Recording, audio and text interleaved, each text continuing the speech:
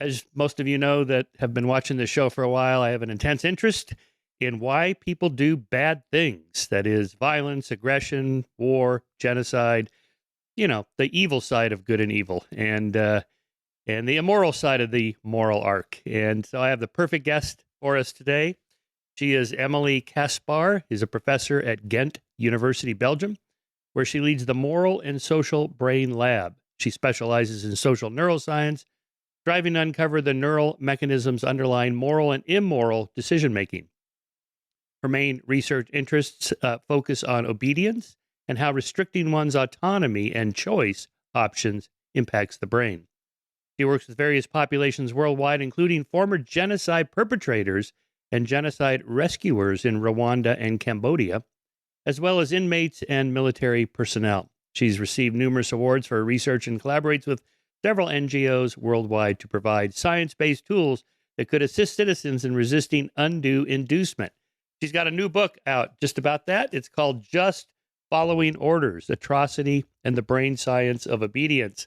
Emilie, nice to see you. I read your book. Well, I listened to it on audio. It's a nice read.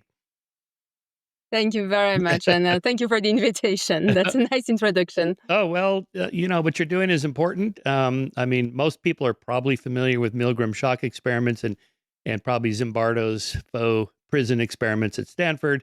Beyond that, probably not too much. There's a lot of research that's been done since then.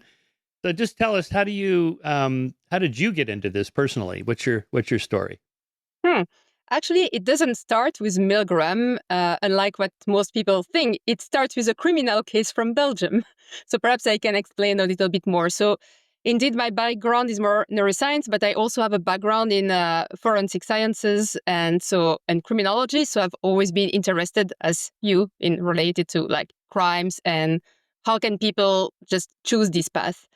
And so when I was doing my PhD, actually, something that I like doing during the evening was to watch criminal cases on television, like the investigation process, the trial, what criminals report. And on one evening, there was this case. It was a kindergarten teacher who had hired contract killers to kill her husband in order to get the life insurance. And I was watching the trial, and interestingly, she received, I think, 23 years of prison sentence because she initiated the crime. And the contract killers got something like 13 and 17 years of jail. And, well, I'm not questioning the legal part of it, but what I found interesting is that she reported that she was not responsible because she had the intention to commit the crime, but she's not the one who killed, who pressed the trigger. And on the other hand, I had the contract killers who stated, yeah, we did it, but it was not our intentions. She asked us to do it. And I was wondering, but in the end, who feels responsible for the poor victim, like internally? And that's how I came interested into hierarchical chains, how they can diffuse our responsibility. And then, of course, there was the work of Milgram, but I was a bit dissatisfied in the sense that, of course, it's very informative regarding, okay, in which situation do we obey most, for instance? But I found no studies regarding the mechanism themselves. How is it possible that obedience or hierarchical chains blur our morality to that extent? Yeah, interesting. True crime stories, documentaries, TV shows, now podcasts. There's a woman named Emily D. Baker here in the United States who does running commentary on televised trials. It is compelling television, I have to say. What is the fascination, do you think, that people have with, I don't know, evil, crime, criminals? And what hardly makes the news is, the 10,000 acts of kindness that go on every day. Who cares? And what does that tell us about human nature and our fascination with it? Yeah, that's a good question. That's actually a question that I ask for myself as well. Like, why am I interested into the dark side of humanity? And as we will see throughout this conversation, I'm also now moving towards more the bright side with rescuers, but that's for later. And I don't know, for me, it's like trying to explain the inexplicable. Like most of the time, we consider that we are a very social species. So why would we hurt other people or animal or living organisms. Like, what is the rationale for us to do that? It goes against our perhaps deep social nature. It goes against like the survival of our species. And I think that's this very complicated question that is at the core of my interest. It's a very, in a way, fascinating question to understand how is it possible. And what I find even more interesting is to understand how in a given situation, or why in a given situation, some people choose to do like the dark side, to choose the antisocial side, and some people choose the opposite, the bright side, to do the good. And so I think this is very crucial to understand human nature. My interpretation is that most of the time, most people are good, moral, and do the right thing, and therefore, it's like the background noise. It's just the default. So who cares? It's when the default gets broken. Why would they not do what the rest of us are normally doing? Therefore, the fascination with it. I mean, I think there's studies on uh, psychological papers published in journals and then funded by granting agencies and so on. And it's something like 80% negative. It's like depression, anxiety, violence, aggression, stalking, conflict, and so on. It's rarely about, people being good and generous. Yeah, I mean, you're right. That's a good observation, actually. yeah. Yeah, well, it stands out because of that. Well, you touched on a deep evolutionary theory problem of altruism. Why would anybody be good to anybody else? Particularly like if no one knows. I mean, you could say, well, there's virtue signaling. If I tip big at the restaurant because my date sees that I'm a generous person, well, am I really being generous or am I doing it to signal something else? Well, why would I tip if I'm on the road at some restaurant I'll never go to again and I'm eating alone? Well, maybe because I know who I am and I have a self perception and I would not want to think of myself as somebody who's cheap. Therefore, I do it to kind of reinforce my own virtue, something like that. Maybe there's something there. And then one last Mhm. point on that, on the sort of a game theory model here, starting with Richard Dawkins' selfish gene interpretation, that why would we not just exploit everybody to our own advantage? And the answer is Mhm. because they would do the same thing with us. And you have a common knowledge issue where I I know that he knows that I could try to exploit him, but then I know that he knows that I know that he might try to exploit me. Therefore, it pays in the long run for us just to be nice to each other. And then one last Yep. move, you can't just fake it. If you're a psychopath, you can talk about that in a minute, but the 1 to 3% psychopaths, okay, they probably are not, really feeling it. But if I'm faking it, you're likely to know I'm faking it in the long run. Therefore, I have to actually feel good and moral and generous and altruistic. I mean, live it, feel it. And then you sense from my behavior, oh, he really actually likes me, or he really is being a good person. And therefore, you then have more positive feelings about me and so on. You get in a positive feedback loop. Mm. Yeah, no, indeed. And I think that it also raises somehow a critical point. Like you were mentioning, like knowing yourself or what you're capable of. But I think that I'm questioning this more and more. Like, do we really know what we are capable of? Because, working with former genocide perpetrators, for instance, in Rwanda and Cambodia, I expected that given the crimes that they have committed, the atrocities that they have committed, that meeting with them, I would feel like this dark aura around them, like something where we could say, oh, of course, this person should be a perpetrator and no way I'm becoming like them. But meeting with them, actually, they are just regular human beings like you and me. They are very kind. They just participate in study, answer your questions. And I think, but we can come back later as well, that we have our personalities, of course, like we know what we would do in a situation because we have acted like this in some other situations. But for very dramatic events, like the number of situational factors or social factors that can turn you to believe that what you're doing is right, even if it's fundamentally wrong and bad for others. I think that unless we have been in such a situation, we don't really know what we are capable of. And I think it's an important reminder, because most of the time, people consider that only those who commit atrocities, they can only do it because of their dark personality traits. They are easily identifiable and so on. And it's funny because when I talk about my research sometimes to laymen or to my dentist or whatever, directly people would say, "Oh, you're studying monsters or psychopaths or like all these personality attributes." But it's really not the feeling that when you meet with them and talk to them, that's not the main elements that lead them to participate in such acts. So, in other words, it's an attribution bias. If I can find something wrong with this person, oh, he's a psychopathic, Machiavellian, narcissist. That's why he did it.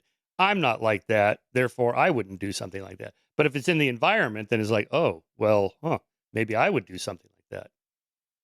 Yeah, that's a question that I think that deserves to be like wondered by each of us at the same time. I don't mean, of course, that we can all act as perpetrators during genocide.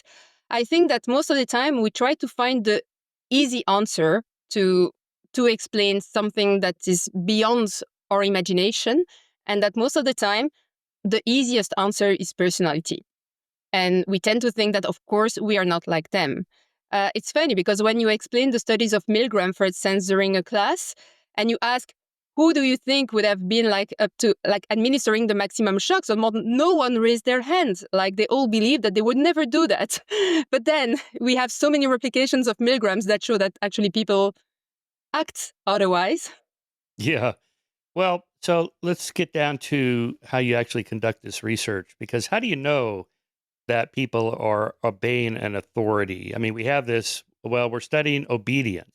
Well, that's what you think you're doing in your mind. What's going on in the mind of the person participating in your experiment? Because, if you invited me into your lab, it's like, well, here's this professor, PhD scientist, and I love science and I want to participate. And now she's telling me to do these things. Well, I want to be a good subject. She's not asking me to actually commit genocide, for God's sake. So I don't know. Do you see where I'm going with that? How do you know what's going on inside somebody's head? Yeah, of course. That's a good question. The thing is that for the neuroscience part of what I'm doing, I'm not that much interested into why they obey or not. I mean, of course, I ask them the question because I find it very informative. I'm more trying to understand what is happening in their brain when they follow orders compared to when they act freely. Whatever the reasons, actually, because that's a bit the same like when you interview the perpetrators, you ask them, why did you participate? They will come up with different reasons. Everyone can justify their own actions by the way they want or how they feel they want to justify it. But in the end, the point is that most people obey to administer shocks to another person. And my research is more about not the reasons, but how is it possible that just following orders influences moral behaviors to that extent. And for that, I'm using different neuroimaging techniques, such as fMRI or electroencephalography, where you can record with a very good temporal precision, like the brain's answers. And I have seen that actually many processes that are associated with moral decision making are impacted when people follow orders. For instance, we have seen that when people follow orders to administer shocks to another person, there is a reduced activity in empathy-related brain regions or in guilt-related brain regions compared to doing the same action but freely. And so regardless how they justify this, we can still see that in one condition there is an impact on the brain's processes. So just to be clear on what you're doing, you slide a subject into a fMRI brain scanner. They've got a helmet or goggles or something on, and you run them through some sort of a virtual reality situation or conditions. And they have to press a button or something. They're going to do this, they'll do that. And then you're seeing where the blood flow changes in the brain. Is that? Yeah. Yeah. Almost, except that I don't use virtual reality. I use real shocks and real participants. Oh, boy. Yes, but let me explain. So I mean, Milgram studies are the most famous in the field, but they were, of course, highly criticized because of the distress, of the psychological stress they caused to participants. Like, people were led to believe that they were potentially torturing or killing another human being, but this was all fake. So, but of course, from an ethics perspective in research, we cannot conduct such research anymore, and there are plenty of good reasons for Yeah. that. So we have actually developed another kinds of paradigm. So what we do is that we recruit 2 real participants, so no confederates, no deception. We reveal everything to participants from the onset. And one is assigned to be the agent, and the other one is assigned to be a victim. But they switch their roles at the middle of the study. So it means that they're not always associated with the role of, I am the perpetrator here. And so agents have 2 buttons, a shock button and a no shock button. And they are told that if they press the shock button, they would deliver a mildly real painful electric shock to the person right in front of them, but they would earn an extra 5 cents. And if they press the no shock button, they don't send the shock, but they do not earn the extra money. And so here we use real shocks. So I can already see people saying, wow, how is that possible? But actually, we calibrated the pain threshold before we started the study. So we place electrodes on the hand of the victims, and we use a machine that sends small electric currents. And we determine a threshold that is painful, but acceptable for the participant. And that threshold never increases. It's not like in Milgram studies. It started from a low threshold into an extremely dangerous threshold. Here, they know it's painful. They know it's real, but they know also that it's not going to lead to the death of someone or to torture strongly someone. And so we have this situation to create a sort of moral dilemma. Should I accept to hurt the person in front of me to increase my own monetary gain? And so we do that in 2 situations, one in which they receive direct orders from me, like give a shock or don't give a shock, and another one in which they are just free to decide which button to press. And so when they are in the MRI, actually what they have is that they have a screen in front of them that display a real-time video recording on the victims receiving the shock outside the MRI scanner. With EEG, with electroencephalography, it's easier because we don't need the agent to be in a scanner laying down. We can just have participants facing each other while the study goes on. Now, when you pay them, it's a pretty small amount, and that's on purpose, I presume, so that they're not doing it for the money. So then why pay them at all? Is that just part of the protocols? You just have to do that? Yeah, so actually, when we designed this task with my colleagues from University College London, I thought that no one would ever accept to deliver a shock to someone else for 5 cents. I mean, this is a ridiculously small amount. And some of my colleagues told me, no, but I think they will do it. And it was a tremendous debate. And actually people send shocks. They obey all the time, and they send quite a few shocks to the other person, but with great variability, of course.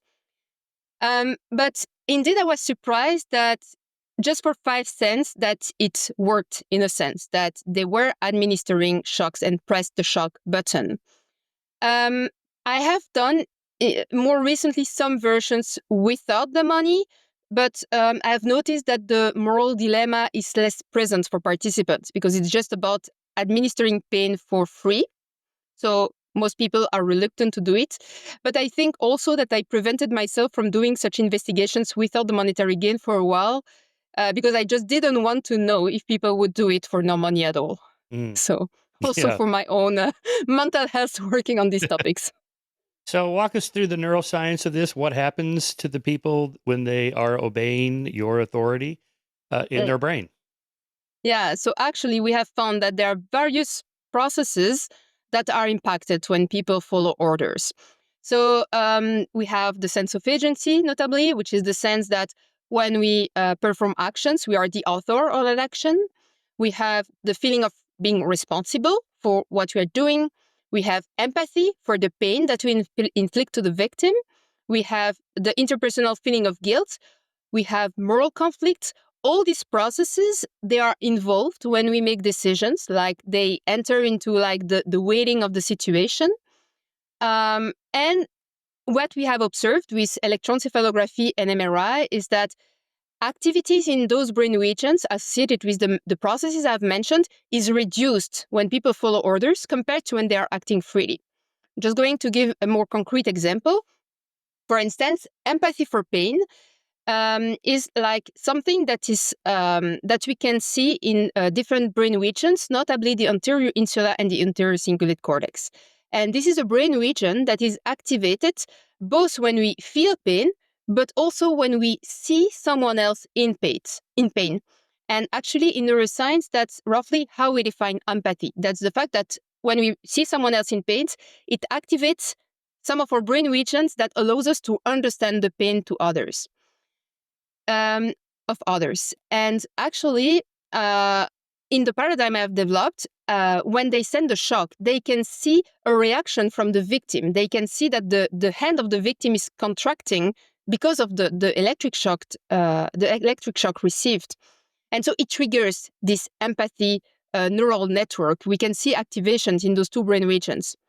But what is crucial is that the shocks are exactly the same when people follow orders or when they act freely. They know the intensity is the same, but yet we observe a reduction of activity in those brain regions when people follow orders compared to when they act freely. And so it shows that actually following orders reduces our empathy for others, and that may also explain why or how obedience blurs our morality, our natural aversion to hurt another person. So in other words, I'm offloading my agency onto you, the authority, to take responsibility for whatever harm is being done. Yeah, in a sense, actually, because for the sense of agency, we have also observed that it is reduced when people follow orders compared to when they act freely.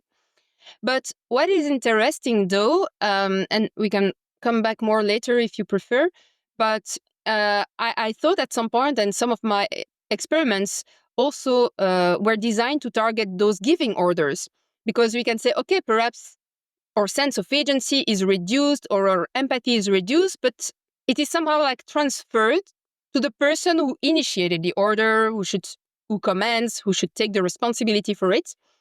But when we scan and when we investigate the sense of agency or empathy or guilt in the brain of those who command, we also see a reduction. So it seems that in hierarchical chains, no one really feels agency or empathy or guilt regarding the action and the suffering of the victim. Interesting. Okay, so natural variation. You must have had some subjects that were a little more eager than others who, bailed on you and didn't want to participate at all. What? I'm not shocking somebody. You must have had some of that. Yeah, we have huge variability. I mean, regarding behaviors, so for instance, participants, they have 60 trials. So in other words, that means that 60 times they have to make a decision. And when they're free to decide, I have participants who send no shocks at all. I have participants who send 60 shocks out of 60 trials. So they earn like €3 or £3 more. But what is interesting is that the reasons they provide to be more moral or less moral during the study varies greatly between people. I have, for instance, people who will send like 2 or 3 shocks only, and they would tell me, oh, but it would be immoral to send shocks all the time, so I just send 2 or 3 shocks.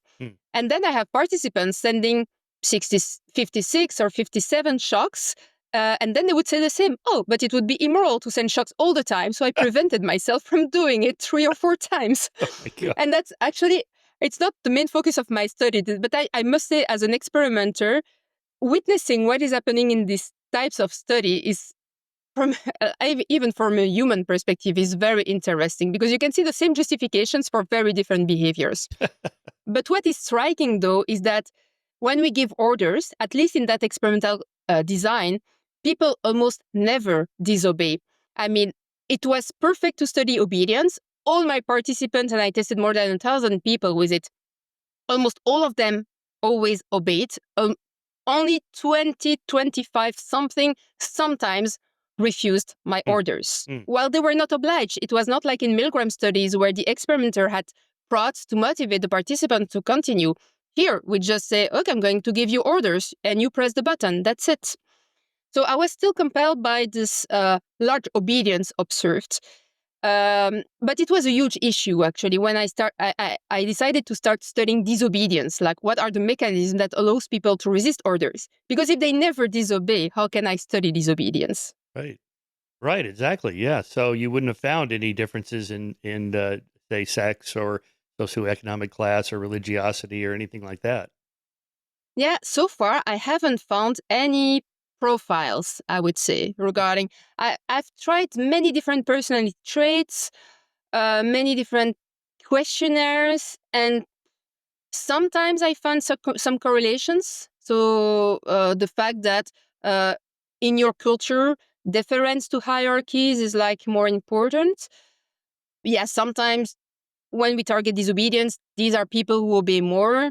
Sometimes I found that those scoring high on dark traits, such as psychopathy or narcissism, yeah, they would send more shocks, but it's not systematic. I have never found like a pattern that strongly influenced and repetitively influenced the number of shocks people will give. Yeah. So agency and free will, I guess the idea there is that if you can take that away, for example, offloading it onto an authority, but the person giving the order is if you have a hierarchical society or situation like in the military, there's always somebody above somebody else until you get to the boss at the top, the president or the dictator or whatever. So pretty Mhm. much everybody could say, well, I was just following orders. You talk about the people you interviewed in Cambodia, I think it was, where they talked about the bad government. It wasn't even a person, right? It was like, well, this was just the way it was. The government was corrupt and everybody was just doing this. So I'm just doing what everybody else was doing. Mhm. Yeah, exactly. I think that the very difficult situation is like, and you're right, when there are many people involved in the chain of command, in the end, who really feels responsible? And Yeah. that's interesting because I read back in time an interview from Pol Pot, who led the Cambodia, I mean the regime, the Khmer Rouge regime, and even himself stated that. So he was at the top of the regime, Yeah. but he stated, "Oh, I had no idea what was happening at the base. That was not my responsibility." So these are tricky questions, and I think it's very rare to see someone taking responsibility in such situations. Well, I guess what I'm getting at is, Hannah Arendt's idea of the banality of evil. How banal are these people really?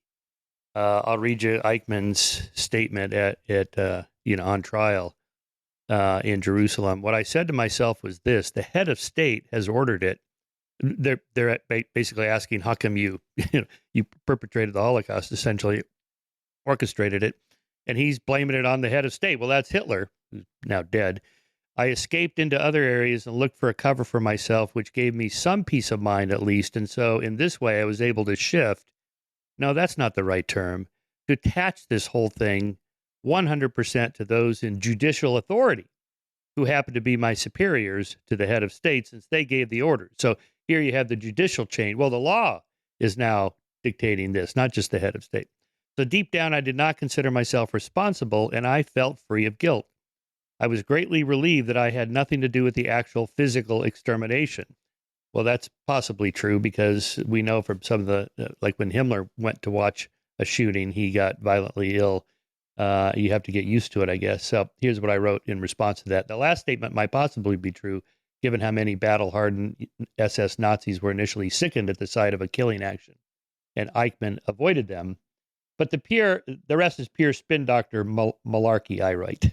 And Hannah Arendt allowed herself to be taken in more than reason would allow. As the historian David Cesarani shows in his revealing biography, Becoming Eichmann, uh, the evidence of Eichmann's real role in the Holocaust was plain for all to see at the time, as dramatically reenacted in Robert Young's 2010 biopic entitled simply Eichmann, based on the transcripts of the interrogation of and confession by Eichmann just before his trial, conducted by the young Israeli police officer Abner Less, Less, whose father was murdered in Auschwitz. Time and again, through hundreds of recorded hours, Less queries Eichmann about transports of Jews and gypsies sent to their death, all followed by denials and lapses of memory. Les then presses the point by showing Eichmann copies of transport documents with his signature at the bottom, leading Eichmann to say in an exasperated voice, "What's your point?" So, I guess at some point, somebody has to take responsibility. It's the guy that signed the document. Mhm. Yeah, definitely. But I think especially when we talk about atrocities or bad actions overall, human beings have a natural tendency to reduce their responsibility. That's also something that, not a genocide, of course, but that we may be tempted to do in a daily life. Like if something bad happens after one of our decisions, we might tend to find a justification or an excuse to reduce our responsibility. But when the outcome is positive, we will try to enhance our responsibility or our own involvement. And I think that almost all of us are somehow influenced by this effect. Like it's part of our, I don't know, it's part of our nature. I don't know where it comes from, but this is something that we all tend to do. But from Anna Arendt's perspective, actually, I must say that I really liked her explanation and how she came with the banality of evil, because I think she had a great point. And one of the examples I would love to cite for this is the fact that, yeah, we were mentioning at the beginning that most people tend to administer evil acts to personality traits. But actually, there are many actions that have been observed, notably during the genocide against the Tutsi in Rwanda, where people had different roles. The same person sometimes decided to act as a perpetrators by killing neighbors, and on the other hand, were saving other people. And we have numerous cases of this role shifting during a genocide where the same person can act both as evil and as good. And I think this goes against the idea of an explanation based on personality. And I think this really shows that how the context or the situation can influence one's decision. And I think indeed, obedience, hierarchical chains, bureaucracy is a huge factor that influence our willingness to perform this or this action. Yeah, Zimbardo made that point in his book. What was it? The Devil Factor? No, that was what it was called. Oh, the Satanic Factor. Anyway, it was about the study of evil at Abu Yeah. Ghraib, and that the guy I forget his name now, Chip Fredericks, I think it was, who was in charge of the Abu Ghraib prison, and so he was put on trial for the abuses, and Phil was one of his defenders or whatever on the defense team, basically showing had he not been there, he would have been like the all-American hero, military guy, football star in high school, Boy Scout, whatever. He just had there was nothing in his past where you go, oh, well, that's what triggered that. It was, so this is Phil's argument, it's the situation, the bad apple barrels, not the bad apples. And is that your experience in talking to these people? It's astonishing in your book, I should point out. Meeting these people in Rwanda and Cambodia, it must have just been astonishing. This guy just butchered somebody years ago with a machete, and now you're just talking to him, and that's the banality, I guess. Yeah, actually, that's right. For me, beyond the experimental results I've observed in my studies, just meeting with them, I think, largely confirmed this banality. And the first time I met with them, I was a bit like, should I be afraid? Should I fear for my life? Will they torture me at any occasion or whatsoever? But of course, it does not happen. And you can have very normal conversations with them. They look like, regular human beings. You will meet with them. You would never guess their history and what they have done.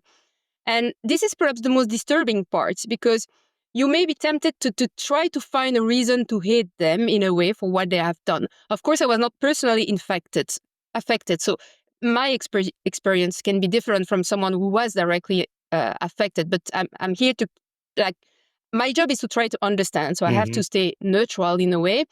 And yeah, the emotions of not being disturbed and afraid of being with them was actually very weird, like a feeling that I didn't expect, because, I'm also working in prison, and there it was a bit the same, but a bit different. So most of the people we met when we work in prison, we're also not afraid of them because, yeah, minor delicts, minor crimes, or it's just also very contextual what they did.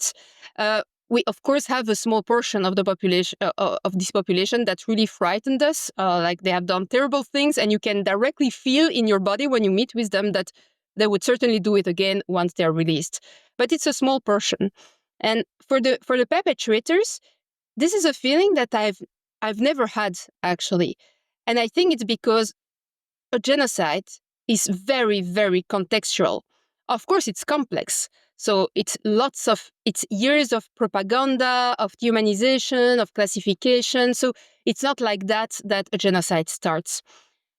But it's still very contextual to the influences that occurred at that time, to what happened like in that specific context. And so outside of that context, I don't think perhaps they would do it again, but that's not how I feel. And, I also started them with this, study them with this experimental approach where they have to decide to follow or not orders. So to see a bit if they would disobey or if obedience would be so deeply ingrained in their nature that they would always obey my orders as an experimenter. And this is actually not at all what I observed. So we used a task where it was not electric shocks because that's a sensitive population. So we used financial pain. So they were giving orders to take money from another person or not to increase their own monetary gain. And I've tested former genocide perpetrators, but also rescuers and bystanders. So those who either did nothing or acted risk their own life to save others. And I really believe that since they use this obedience argument all the time to explain why they participate in a genocide, that they would obey all the time. But actually not. They disobeyed a lot. And most of them reported that because they have experienced the disastrous consequences of obedience, because of what they have done, they would never be able to do the same again. So that was also interesting because from an experimental point of view, we can also see that life experiences can influence the way you act just overall. Right. So so your lines of evidence are three that I could see. You have your experiments that you run with subjects that you put in the conditions. Then you have your interviews with survivors and perpetrators and bystanders in Cambodia and Rwanda. And I guess there's still some surviving from the Holocaust, Nazi Germany. And then you have history itself. Let's just look to see what happened and what we can glean from that. So you didn't find anybody disobeying very much variation there in your experiments.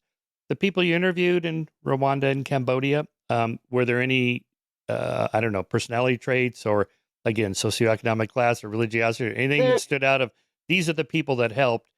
And of course, what we're looking for is what can we do to encourage more of that in society so that there's fewer genocides in the future?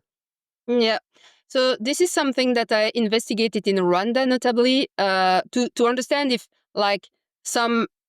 who you are or your personality can predict the fact that you're going to act as a rescuer or as a perpetrator. And this is something that with my team we have done last year, actually, where we have compared many former genocide perpetrators, bystanders, rescuers to really try to see if we have the same people from the same historical background, social context, and so on, ethnicity, we know who they are, we know if they have rescued or killed others. Did they differ, age, religiosity, group support, and personality-wise? So regarding personality factors, I must say this is still pending because the problem is that when we assess personality in psychology, this is most of the time based on questionnaires. Questionnaires developed by Western experimenters for Westerners. And so actually, it does not really work well when you translate that into real world Rwanda. Because, for instance, just basics. Most of the questionnaires that we are using, we use what we call reversed items. So it's a way to ask the same question, but in the opposite way. Yeah. And that's to make sure that people just don't choose to answer always the same numbers, that they can catch the fact that it's the true meaning of the sentence. That does not work in rural Rwanda. I work with people who have very limited education. Some of them never went to school. This switch of language just doesn't work. So actually, we tried many personality questionnaires, but they're just not reliable. So we have a problem with tools here, I would say, to be honest, regarding personality traits. But regarding the factors, like demographic factors, who these people were, that we can collect. We can ask them, okay, how old were you at that moment? Did you believe in God? What was your work? Like, what did you do? Were you married? Did you have children? Had you a house and stuff like that? And so we have compared all these groups because the literature had found, for instance, that people with a better education or a higher socioeconomic background would perhaps act more as rescuers or be more resistant to the propaganda at that moment. This is something that we have never found, actually. The only difference so far that I've found that is reliable is the presence of role model in their life. So it's the fact that most of the rescuers, but not all of them, of course, it's not absolute, most of the rescuers, they witnessed when they were younger acts of rescues from their family members or relatives, like a father or a brother who helped rescue other people in previous events, conflict events. So what you observed is that rescuers had much more than the other group these examples. So it may suggest that something that helps you to become rescuer is to have this, I would say, life experience again, like to witness someone do the same. But as mentioned, is not absolute. We also have former perpetrators who had these role models when they were children and still participated actively in a genocide. So it's very difficult. Yeah, probably any theory is going to be overdetermined to that extent. Hard to control for intervening variables. One of my favorite stories is Thomas Keneally's novel about Oskar Schindler, which of course was made into a huge film. But what was the difference between Amon Gert and Oskar Schindler? And Keneally's answer was, because I heard him give a talk when the film came out, was not much, really. I mean, they could have easily flipped roles. Who knows what was in Schindler's background that said, I think I'm going to do the right thing this time. Because he was a bit of a questionable moral character. He wasn't like Mother Teresa stepping in to stop the Holocaust, right? But we don't know. I mean, who knows what happened? Maybe just some chance event. I do think randomness plays a huge role in most human behavior. I think a lot of school shooters themselves don't know when they're going to do it. They just snap and, that kind of thing. It's just really hard to predict. I was just watching that. There was a new Netflix documentary on the O.J. Simpson trial. And, there's that scene at the end where his agent, his ex-agent, said, after the civil trial, he and OJ were having a beer or whatever. And he's, OJ, did you do it? And he's like, well, if Nicole hadn't come to the door with a knife, she'd still be alive today. So my interpretation of that is that he didn't go over there planning to kill her. He was just stalking her like he'd done before. Maybe he was outside screaming and yelling because she had Ron Goldman in the house. And maybe she grabbed a knife to protect herself, and then she just lost it. How do you predict that as a social scientist? Again, the school shooter just snaps. He decides he's been bullied one too many times or whatever it is. It seems impossible. Yeah.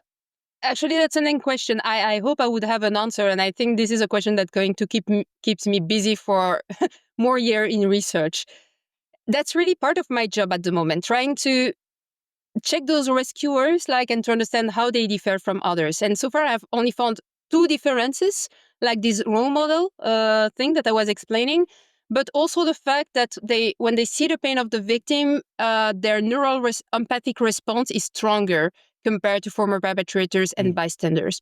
Perhaps this is linked, perhaps because they saw these rescue actions when they were children, this has enhanced their empathy towards people in distress. And so they have this enhanced neural response to the pain of others. And perhaps that's why they didn't turn like a blind eye on the people suffering.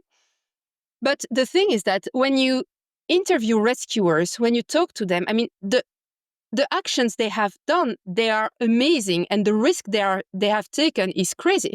Like I have I've interviewed more than 60 of them, but I remember it was a woman who had actually was actually hiding children around her house when during the genocide, and she fed them at night. She rescued them. Actually, some of them are still alive. Hmm. But the twitch is that her own husband was part of the perpetrators. Oh. And so she was hiding those children right under the nose of her husband. This is crazy. I mean, how can we be sure that everyone would act the same? Because if everyone would have done the same, no one would have died. There would not have been any genocide. I mean, that's a hard sentence, but I don't know where it comes from, but it says that Hitler didn't act alone. And in a way, that's true. I mean, these events are possible because there is a massive participation.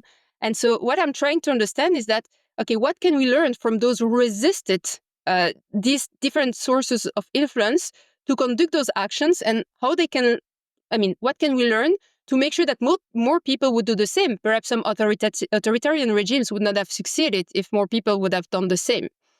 But they can be, I mean, I think there are many factors that can influence their action. This is something that, I mean, we're going to continue to investigate in the future years. Perhaps rescuers, they are less sensitive to risk, so they know there is a risk, but they don't care much about the risk. Perhaps they were not sensitive at all to intergroup hostility, so due to the dehumanization process that played over the years. I mean, their actions are crazy, I would say, because really when you hear that, you say, wow, they did something amazing. How is it possible that we find no such clear factors that can explain why they differ or how they differ from the other? It's a pretty big ask in a regime in which anyone who would resist obeying orders is executed.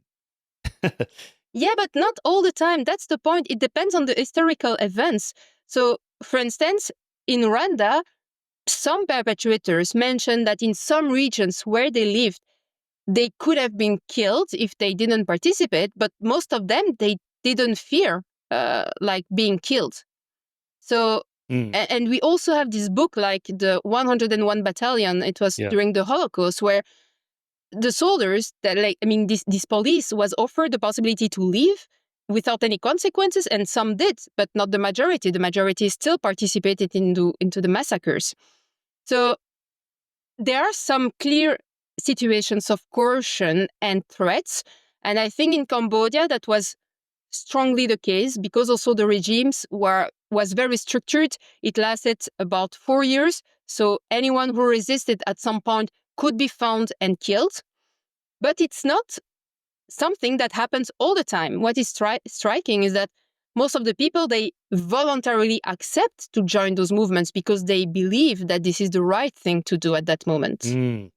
Right. So setting aside the authoritarian dictators like Putin or Kim Jong-un, where you will be executed, just like you mentioned, ordinary men, Christopher Browning's study of those guys. So what are the social factors that are encourage them to go along with it? It's, a band of brothers. I don't want to let down the other guys. I don't want to be thought weak and ineffective, whatever. Just explain that. Yeah, that's a very good question. I wish I could explain that, or I wish I would be able to do it in the future. Because for me, I mean, as you mentioned in the beginning, we mostly focus on the antisocial actions. We mostly focus on, how we can explain the bad things overall. And now I decide to make a switch where I'm studying the bright side of all these behaviors to really try to understand, okay, what can we learn? How can we stop this to happen? But honestly, I found some differences. I will continue researching this for the coming years. I don't know what I will find. And I don't know if I will find something or a combination of factors that together can more reliably predict like such rescue actions. Yeah. But I don't know. In your interviews with criminals in prison, I was reminded of Roy Baumeister's book, Evil, in which he interviewed a lot of these serial killers and pretty bad people. And so, first of all, he debunked the idea that they are low in self-esteem. He said they were very high in self-esteem, in fact. That's part of the problem. And then worse, they had what he called the moralization gap. That is, they thought that the actions they took against, they murdered the guy who bumped him in the parking lot or cheated in pool or whatever, and things escalated out of control and they pulled the gun and boom, that they had justification for their actions. She deserved it because she cheated on me, or he dissed me or embarrassed me, so he had it coming, that kind of thing. So, and of course, from the victim's perspective, it's a completely different interpretation. Yeah, clearly. I mean, and I must say, it's not an easy topic to investigate because you try to understand something to stay like in the role of a scientist. You stay neutral. You hear things. You observe things. But we of course cannot forget. I mean, we are not the victims here, and of course, the victims, I think, have totally the right to not think the same. Of course, I mean, I would not imagine how I would be able to manage to hear at those criminals if I were the victim, clearly. Mm. But regarding, I think the main point for this is that what we try is to understand, not justify, not reduce responsibility of people. It's more like, okay, if we understand, perhaps we can prevent. That's the main word for this research. But regarding what you say in prison, so most of the time in the research that we're doing, since we are taking a neuroscience approach, in prison I never conducted strict interviews with those people. It was more to investigate like the effect of incarceration or prison environment on the brain, to see how being in this confined environment influences different processes like those I have mentioned. But I must say that regarding self-esteem, so that's not something we have investigated, but I have several cases, like you remember the few of them that I really feel that I should be afraid of them. Some were, they were so narcissistic regarding what they did. We had one that did awful things to children, and he was very proud of it. Like he was showing us, it was like telling us, oh, but look on the internet what I have done. And he was so proud. And, just as a funny side note regarding the use of questionnaires to assess this, he scored very low on narcissism because, of course, he could guess the point of the questionnaire. Right. So that's also why I'm not a big fan of personality questionnaires overall. They're easy to hack. Yeah. Yeah. Another book I read on this that I liked, Adrian Rain's book, The Anatomy of Violence, I think it was the title, where he did brain scans. He took a portable brain scanner to these prisons and scanned the brains of these, really bad people. And his conclusion was that their prefrontal cortex was pretty quiet and ineffective. And his interpretation is that when they get these urges bubbling up from below, there's no brake on them. But, when I read that, I thought, but I don't have urges bubbling up that I need a break. Like, oh, I'd really like to molest that child or rape this woman or kill this guy. I don't think about that. So there's no break needed. So I guess the question is, where do those urges come from in the first place? Brain tumors or bad background or whatever.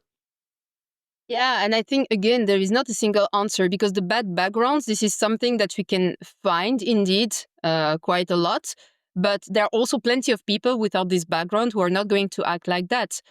So, but, you were mentioning brain scans of criminals and psychopaths. There is a study that I like about this. So one of the other key brain regions that are told to be impacted or influenced when for people with high psychopathic traits are notably the regions associated with empathy, so the insula, the anterior cingulate cortex. And there are some MRI studies that have scanned the brain of those psychopathic criminals and that have shown that indeed, when they witness the pain of others, like activity in those brain regions is reduced compared to a control groups. But interestingly, there was this study that was done from a team of researchers in the Netherlands, and they have motivated those people to try to feel the empathy towards the pain that they were seeing. And so they asked them, really motivate yourself to feel their pain, the pain that they were seeing on pictures or videos, I don't fully remember, on the screen inside the MRI scanner. And when they were motivated to try to feel the pain, they were there was no more differences into the activity of the brain regions associated with empathy between them and the control groups. So I think it raises also interesting questions, because we can say, oh, okay, perhaps they are naturally born without empathy. That's an explanation that we frequently find regarding those people. But actually what those results can suggest is that somehow empathy is not automatic for them. It's like shuts down or something. But whenever they want to, they can feel it. They can have this empathic reaction towards others. So it's also an interesting perspective to understand how they differ from us. Then talk about in experimental conditions, like in Solomon Ash's famous conformity experiments, where if you had another person who did not conform, you were less likely to, pick the obviously wrong line. Or I think in Milgram's experiment, if there was somebody else who refused to do the shocks, the subjects were less likely to do the shocks. Yeah. Actually, conformity and obedience are two parts of the main category of social influence. There are roughly three main forms of social influence that are well known. Like you have conformity, where you decide to act as the group, like the classic Ash study, for instance. You have obedience, when you receive orders from an experimenter. And you also have compliance, where you receive a request from a peer, for instance. And these three forms of social influence are known to influence social or pro-social or moral behaviors among human beings. There are, however, a few research that have compared them, though. So, for instance, could we say that obedience has a greater impact on moral behaviors than conformity? It's not very clear from the literature so far, because the comparative studies are very scarce.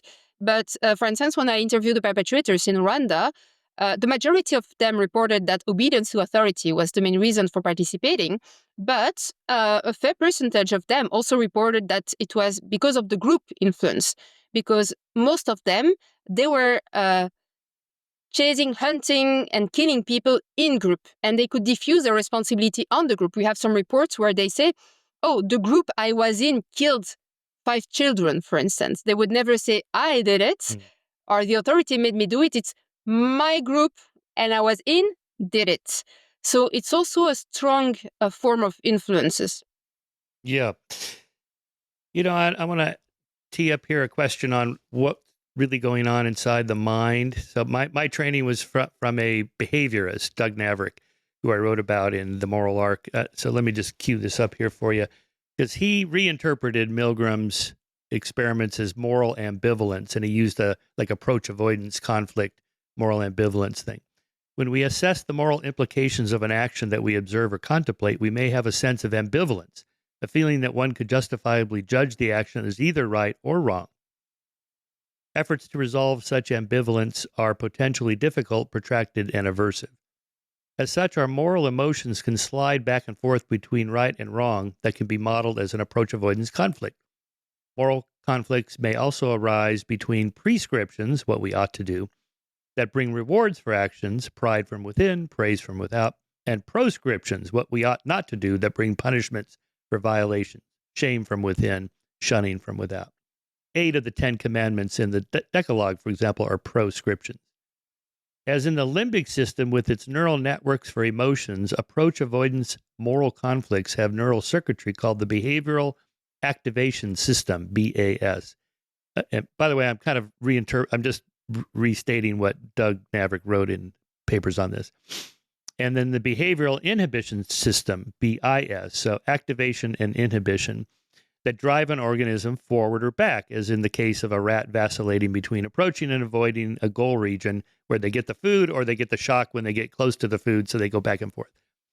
Or in the case of so these activation and inhibition systems can be measured in experimental settings in which subjects are presented with different scenarios in which they then offer their moral judgment, giving money to a homeless person as prescriptive versus wearing a sexually suggestive dress to a funeral as proscriptive.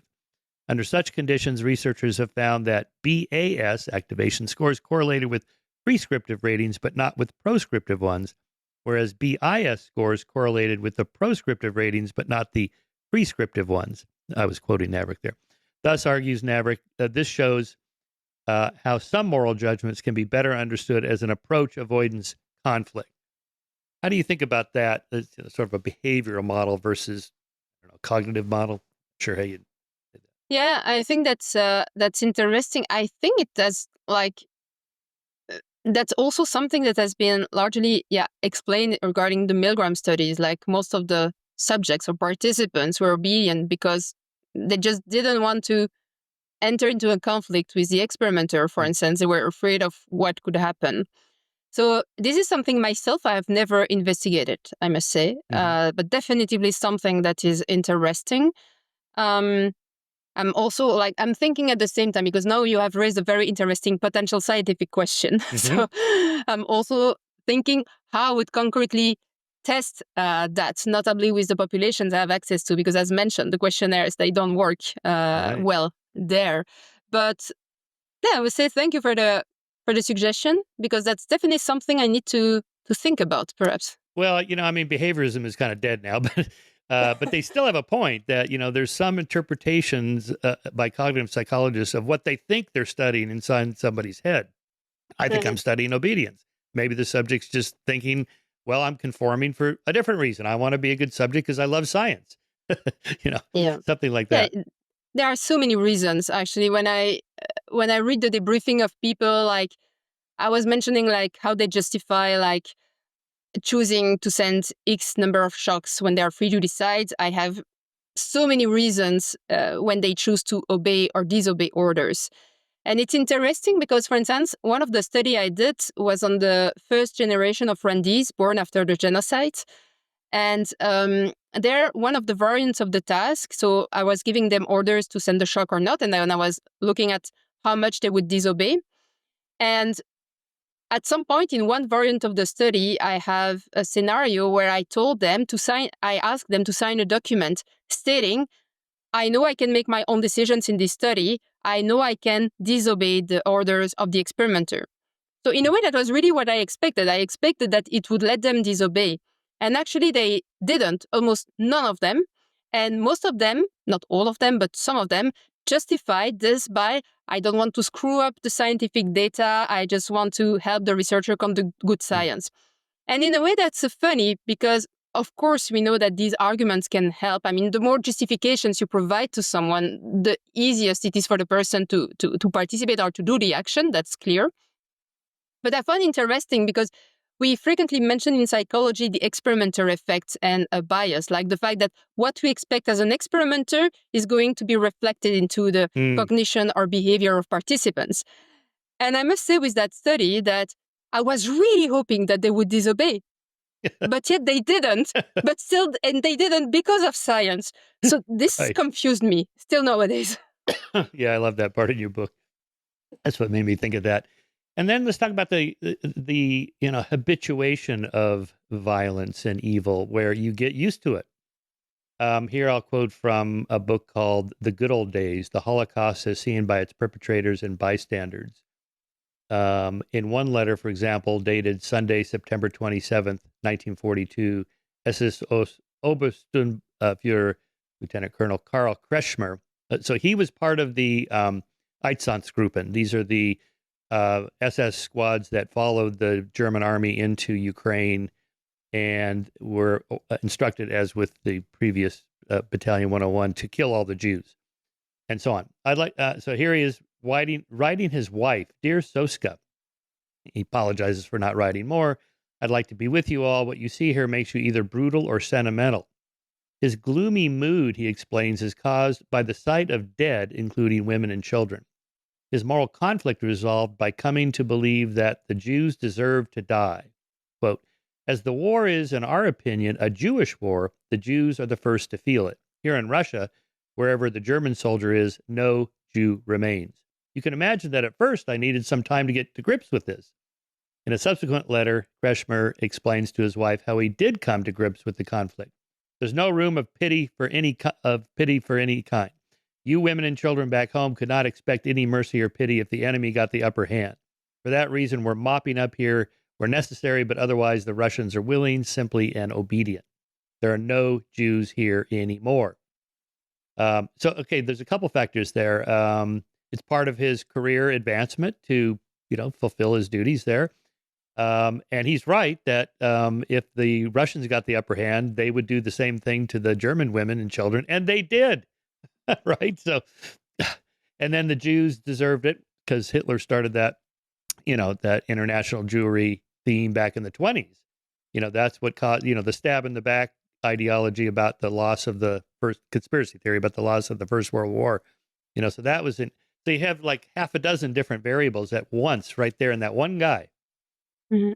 Yeah, I think that's totally right. And I mean, to reflect on this, I was just focusing on, because I'm writing a second book on the rescuers, Oh, notably, nice. and I was analyzing their stories and so on. And I think in all of their stories, like how they explain how they help people, how they rescue people, we have also plenty of factors that can be influences their behaviors. For instance, there is this story of this guy. He was a military, actually. We don't have that much of them. It's pretty, for a military, as you mentioned, it's part of a military duty to, I mean, it's perhaps for the, like, go into a higher rank, but it's also just to continue, like, not to be fired or being judged in the military court, for instance, to disobey. So we don't have that many military refused orders, but we have found one in Rwanda. It's pretty famous, actually. And he explained his stories, and there were so many factors that also led him to this situation. There was his role model, there was his religion. He said that it's also because he witnessed some events linked to injustice when he was a children towards the Tutsi minority, and that's also why it helped to participate. To rescue people. He also said that he was helped by others, otherwise he would have never done it by his own. He would have never succeeded on his own.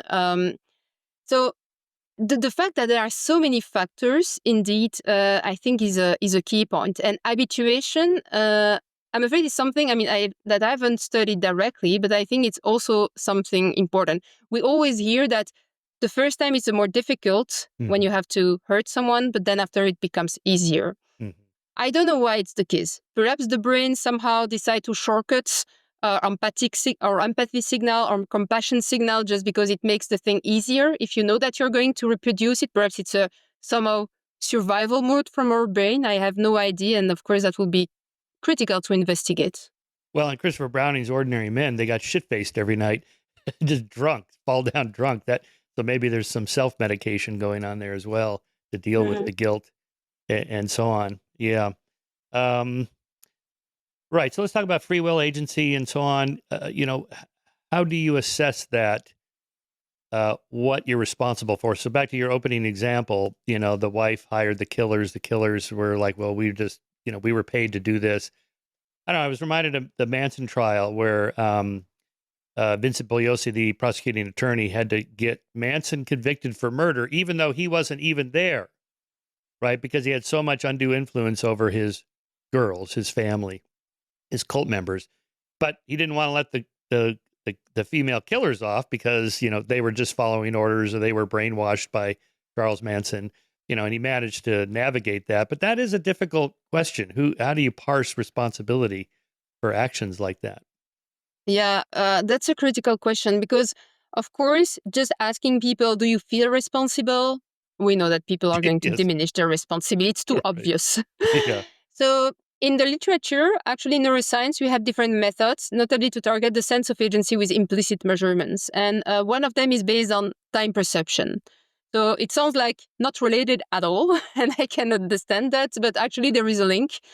And I can perhaps give a simple example. So, for instance, if you are in the waiting room of your GP and the GP is late, as always, I would say perhaps not in the US, but at least in Belgium, that's common. Oh, no, they're late here. And you just have to wait. And if you took a book or a friend or something to be active, to do something, you will have the subjective impression that the time goes faster.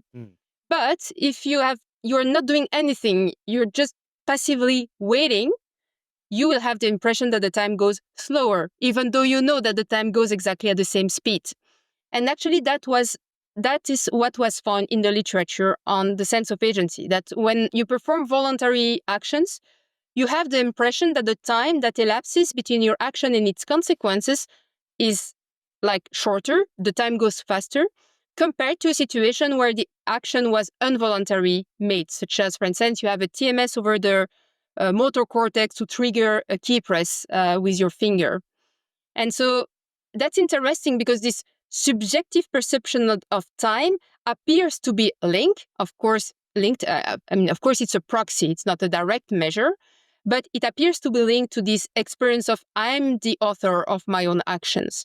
And that's actually very good to use especially when we target moral behaviors, because as mentioned, we know that people tend to diminish their responsibility explicitly when they do something that hurt another person. But when we investigate this with this time perception and ask them, okay, can you estimate in milliseconds the time that elapsed between your key press and the shock, for instance, they have no idea what we are investigating. No way they make this link. And so, of course, it's a proxy, but we can have still an answer that is not biased, at least by the common social factors that influences our answers. I wanted to get your opinion on the free will determinism question, if you want to. Back to Adrian Rain's book. So he talks about, like the Charles Whitman shooter at the University of Texas, bell tower, who even left a note. There's something wrong with my brain, after you kill me. Do an autopsy. Sure enough, he had a tumor in his brain. I think it was pressed against the hypothalamus or something like that.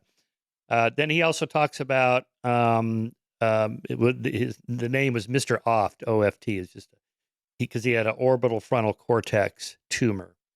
And this was a middle-aged man who remarried, so he had a stepdaughter, and all of a sudden the wife finds him being inappropriate with the stepdaughter. So, he gets help, and the psychiatrist determines that he's got a brain tumor, an orbital frontal cortex tumor. Okay, so they extract the tumor, and his inappropriate feelings and behaviors, they just go away. He's back to normal. And then 6 months later, the wife catches him with some kiddie porn on the computer. Uh-oh, scan the brain, the tumor's back. All right. So, it's the tumor causing it. So Adrian Rain's point is that we don't think of him as a pedophile. We think, oh, this poor guy's got a tumor in his brain. But then he shifts to this Dante Page, who's an African-American man who raped and murdered a college student in Colorado. And he's put on trial. He's found convicted for murder. Is he going to get the death penalty or not? So Adrian Rain's on the defense side saying, he should just get life in prison, not the death penalty. Okay. So, so he spends like 3 pages in his book talking about this young man's, Dante Page's, background. And this is like the worst background you've ever heard, right? Raised by a single mom who was a drug addict and gangs and being physically violent and dropped on his head and on, and it just goes on and on. You feel bad for the guy by the time you finish this, but then he reminds the readers of what he did to this woman. It's like, okay, never mind. I don't feel bad for him. But his point is that what's the difference between the tumor in the brain and you just feel, well, he's just a medical patient, versus the background that doesn't show up in a brain scan. Like, well, he did this 10,000 things happened to this poor kid over 20 years. And therefore, so Rain's point is that we should not hold him any more responsible than we do the brain tumor guy. What do you think? Yeah, that's an excellent question. It's funny that you mentioned these examples, because that's the same example I used to introduce my class in psychology to law students, actually. Nice. Because I think it's a very critical case to reflect, but also to warn against the use of neuroimaging to go against criminal judgment, because of course this case is compelling.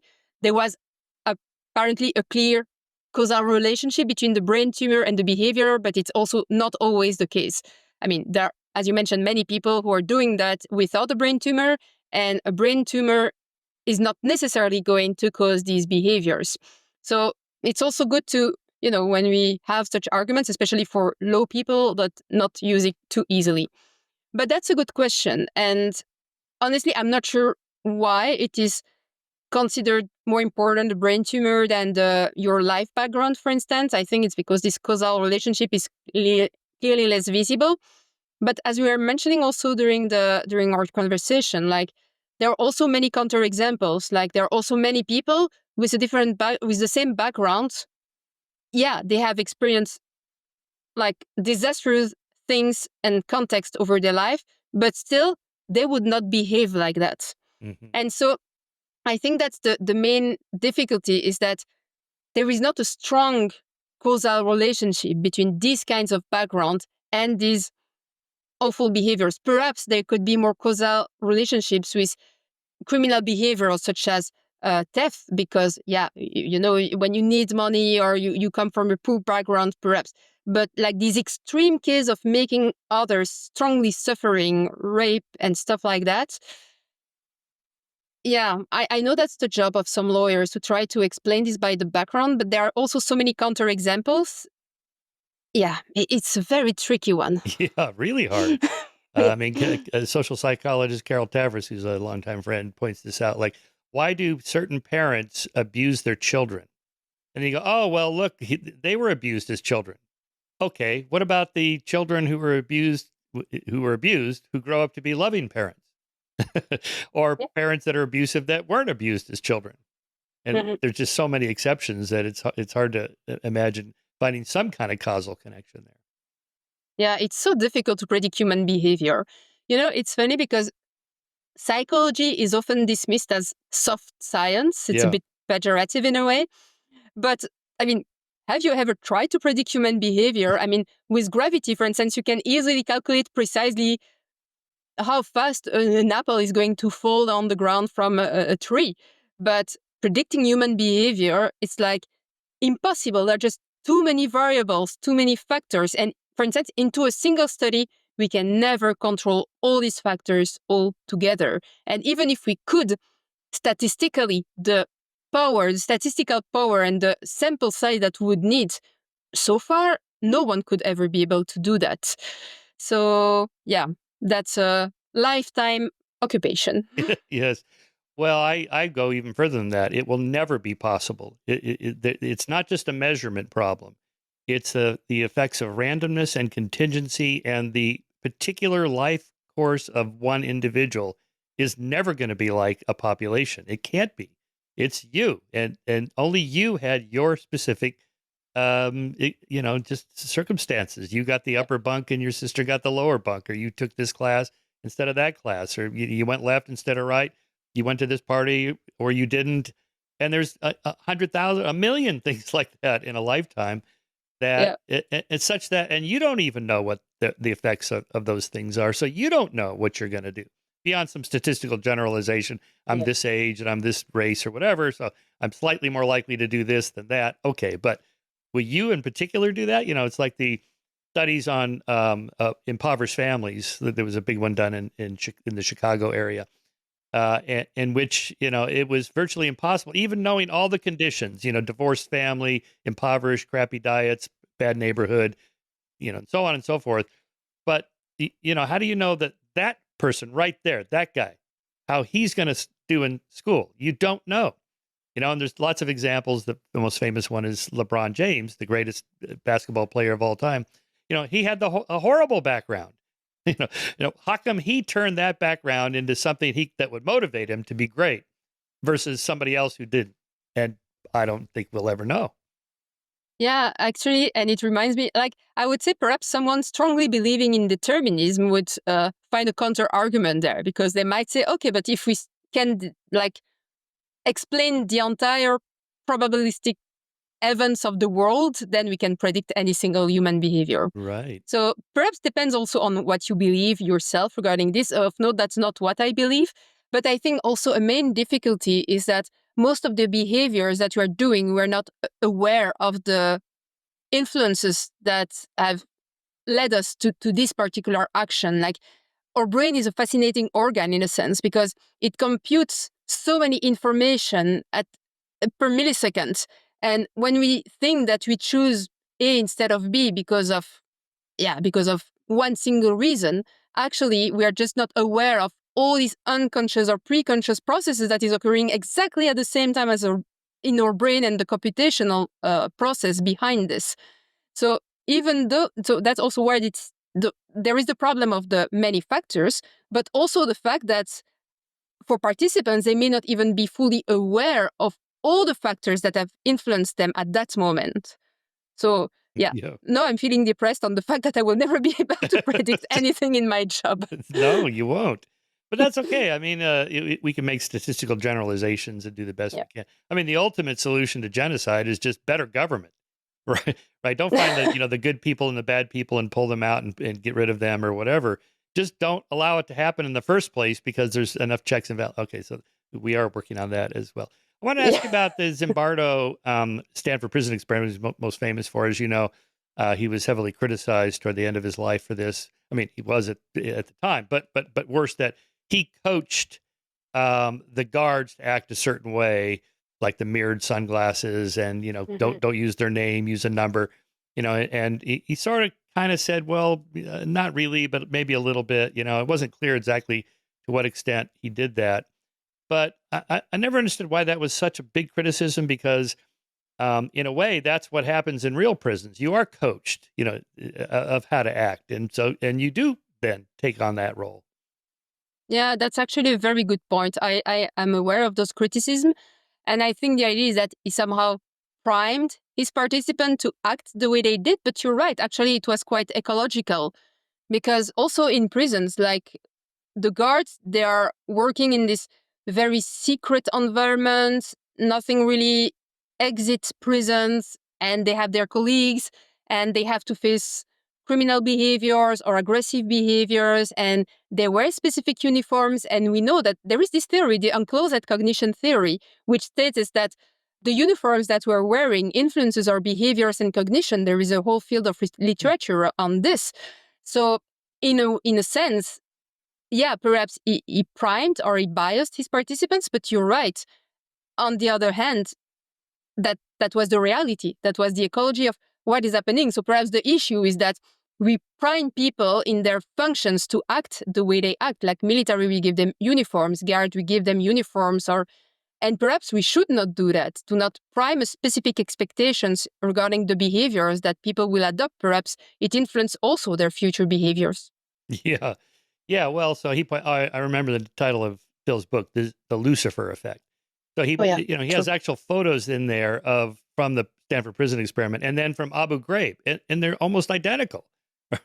Right? They put the bags over their heads to kind of decapitate them cognitively, the victims, that is. It's just easier to treat them badly if you don't see their face, that kind of thing. Yeah. And he said he got the idea for the mirrored sunglasses from that film, Cool Hand Luke, Paul Newman's film, because they're you shut off the eye contact from the perpetrator, and he's more cold and commanding that way, something like that. But yeah, and then when that story broke, I remember I went back and watched some of the interviews with some of the students who played the guards, and and for decades they were going, "Oh yeah, I totally got into it. I mean, I felt it. I I enjoyed giving commands. I enjoyed just kicking this guy's ass." And then all of a sudden, then after that story broke, they're like, "Yeah, I just did what he told me to do." It's like, "Oh yeah, no, that's not what you said before." Right? That Hmm. also bothered me.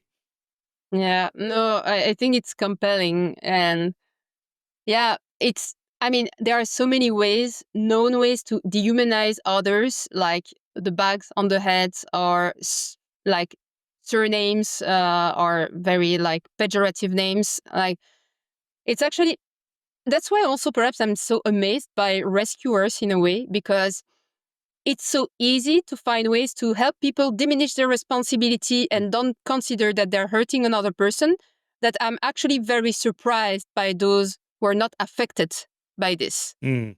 Because when we look at this, I mean, I tried to make statistics regarding the number of people who acted as perpetrators in Rwanda or during the Nazi regime, or rescuers. And it's like depending on how we calculate those samples, it's like between 0.5 and 3% that would act as rescuers and all the rest as perpetrators.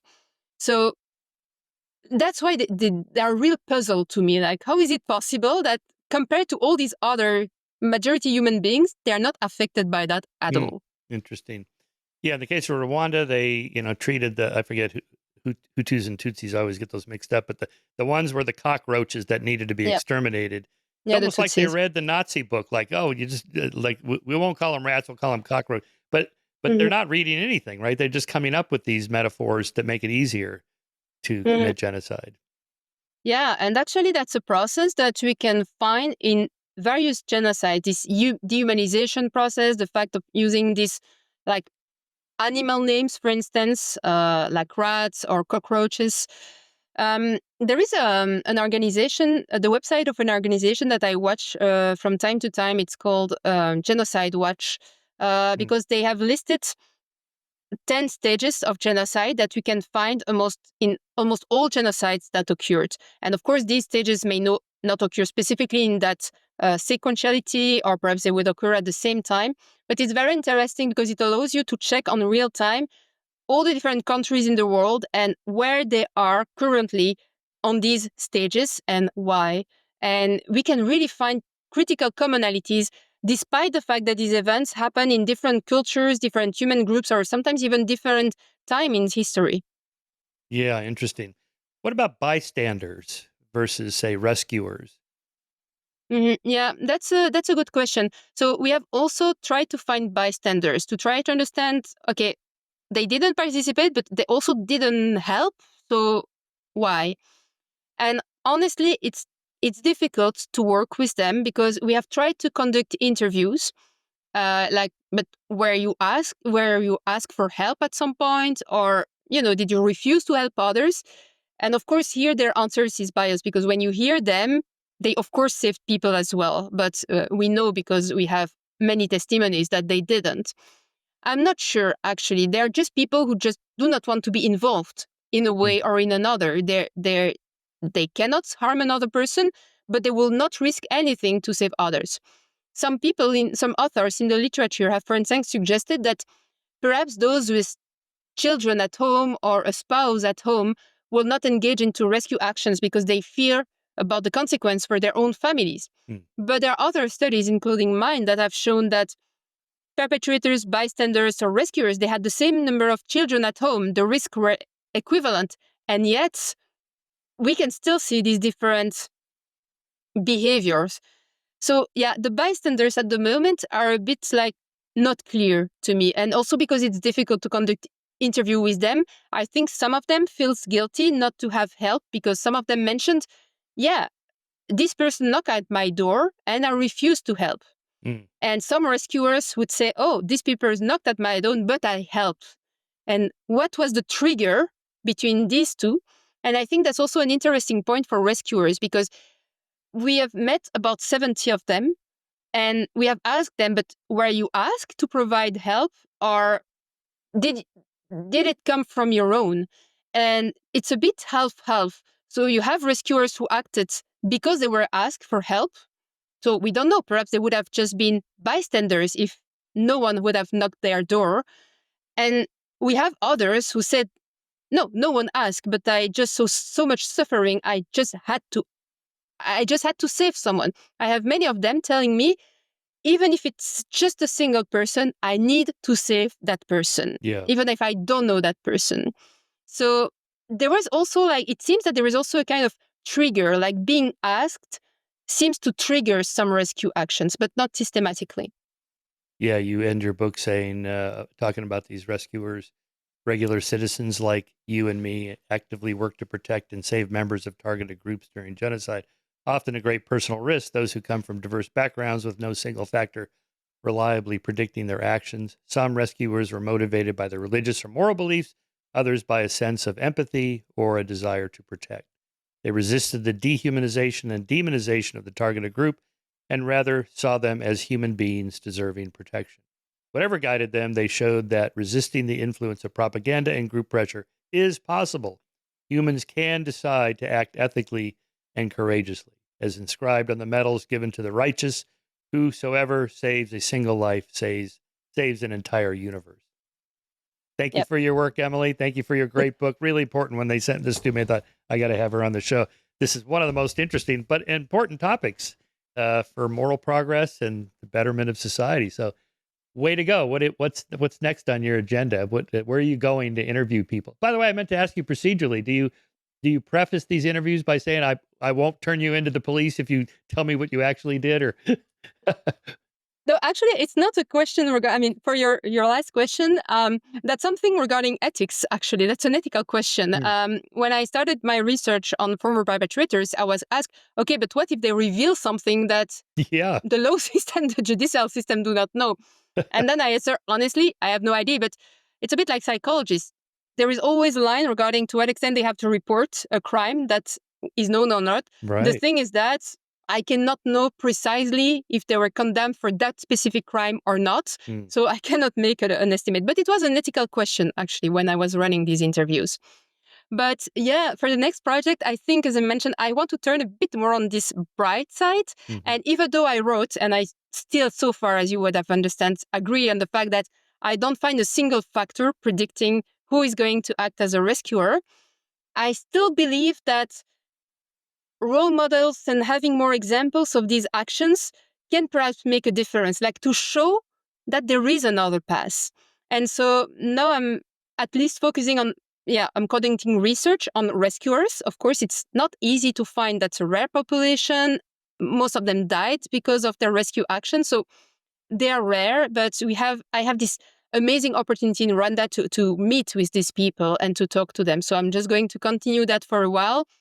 And I'm actually writing a second book on their stories. Like, okay, what can we learn from them based on what they say, the science behind it, and what's the recipe to become a rescuer yourself, basically. Yeah, no, that's very admirable and important, because you wrote about mirror neurons in your book and the whole empathy movement. There, after the mirror neurons stories broke, then there was all these books about, you got to encourage empathy and raise empathetic children and so on. And then, Paul Bloom wrote his book against empathy, saying, be careful. It's a very dangerous thing. Yeah, it can lead to also be bad towards other people. Yeah.